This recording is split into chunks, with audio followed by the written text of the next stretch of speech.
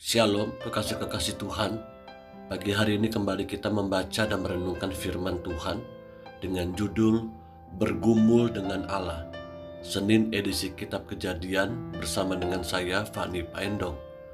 Kejadian pasal 32 ayat 22 sampai dengan 32. Pada malam itu Yakub bangun dan ia membawa kedua istrinya, kedua budaknya perempuan, dan ke-11 anaknya, dan menyeberang di tempat penyeberangan sungai Yabok. Sesudah ia menyeberangkan mereka, ia menyeberangkan juga segala miliknya. Lalu tinggallah Yakub seorang diri, dan seorang laki-laki bergulat dengan dia sampai fajar menyingsing.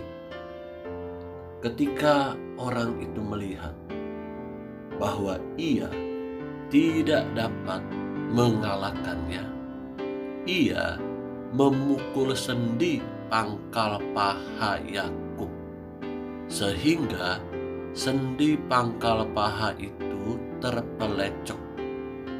Ketika ia bergulat dengan orang itu, lalu kata orang itu, "Biarkanlah aku pergi, karena fajar telah menyingsing." Sahut Yakub, "Aku tidak akan membiarkan engkau pergi jika engkau tidak memberkati aku." Bertanyalah orang itu kepadanya, "Siapakah namamu?" Sahutnya, "Yakub." Di sini Yakub tidak mau meninggalkan laki-laki itu yang bergulat dengannya.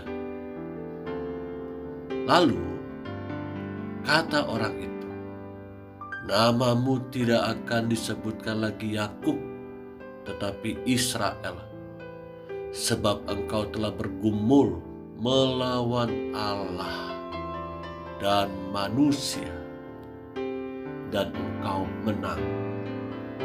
Bertanyalah Yakub, "Katakanlah juga namamu." Tetapi sahutnya, "Mengapa engkau menanyakan namaku?" Lalu diberkatinyalah Yakub di situ. Yakub menamai tempat itu Peniel, sebab katanya, "Aku telah melihat Allah berhadapan muka, tetapi nyawaku tertolong." Nah, tempat itu dinamai Peniel karena Yakub dapat bertemu face to face dengan Allah. Bahkan di dalam ayat-ayat sebelumnya kita mendapati pertarungan atau pergulatan Yakub dengan Allah itu sangat dapat dikatakan menyeramkan, karena taruhannya adalah nyawa. Selanjutnya, lalu tampaklah kepadanya matahari terbit ketika ia telah melewati Peniel, dan Yakub pincang karena pangkal pahanya. Itulah sebabnya sampai sekarang orang Israel tidak memakan daging yang menutupi sendi pangkal paha, karena maksudnya di sini Allah telah memukul sendi pangkal paha Yakub pada otot pangkal pahanya. Kekasih-kekasih yang Tuhan Yesus rindukan, Judul dari cerita ini adalah pergumulan Yakub dengan Allah. Kalau Bapak Ibu Saudaraku melihat di dalam Alkitab, sangat jelas sekali LAI memberikan judul ini. Dalam perjalanannya Yakub tanpa diketahui sebelumnya, dia bertemu dengan Allah, bergulat dengan Allah, bertarung dengan Allah, hingga fajar menyingsing. Tentunya Yakub harus mengeluarkan tenaga yang sekuat-kuatnya. Bahkan dalam kalimat itu, Yakub itu sungguh terlalu sangat kuat untuk bertarung. Ini pengakuannya. Pergulatan Yakub bukanlah hal yang sangat mudah, karena pertarungannya itu keduanya sangat kuat, sehingga akhirnya Yakub harus dipukul sendi pangkal pahanya.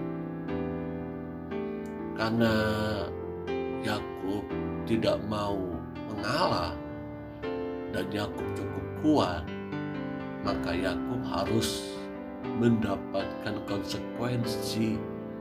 Dia harus terluka pangkal pahanya. Bukankah dalam hidup saya dan saudara, kita merasa bahwa kita begitu kuat menghadapi pergumulan masalah dengan sendiri, sehingga akhirnya Allah harus memberikan sebuah peringatan supaya kita menyadari bahwa kita ini manusia penuh dengan keterbatasan dan kekurangan. Yakub memiliki tanda pergulatannya dengan Allah, dan ini jadi sebuah peringatan baginya. Kadangkala demikian juga dalam kehidupan kita.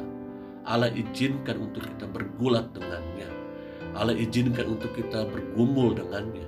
Allah izinkan kita harus menghadapi tantangan ekonomi, sakit penyakit, bahkan tantangan mengalami ketertolakan, tantangan kita tidak dihargai, dihormati, dan lain sebagainya. Kadangkala hal tersebut harus kita hadapi. Dan mungkin kita merasa bahwa kita kuat.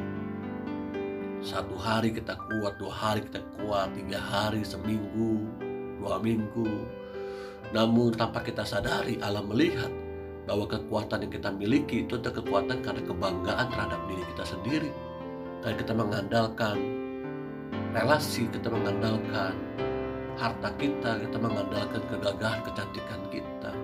Sampai satu momen, satu waktu, Allah harus membuat kita sadar, sehingga kita baru betul-betul tersungkur di bawah kaki Tuhan dan menyadari bahwa mengapakah saya harus begini.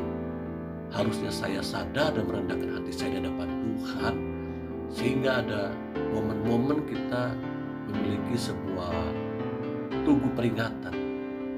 Ya, banyak tugu peringatan dalam hidup kita, apalagi waktu menghadapi pandemi COVID-19, Bapak Ibu Saudaraku. Ada begitu banyak tugu peringatan. Kita kehilangan mungkin orang yang kita kasihi, kehilangan pekerjaan, kita sakit, sampai ini menjadi satu tanda bahwa tahun 2021 ini Tuhan sudah menyertaiku dan keluargaku. Dan aku percaya tahun 2022 aku pasti diberkati kembali oleh Tuhan. Amin.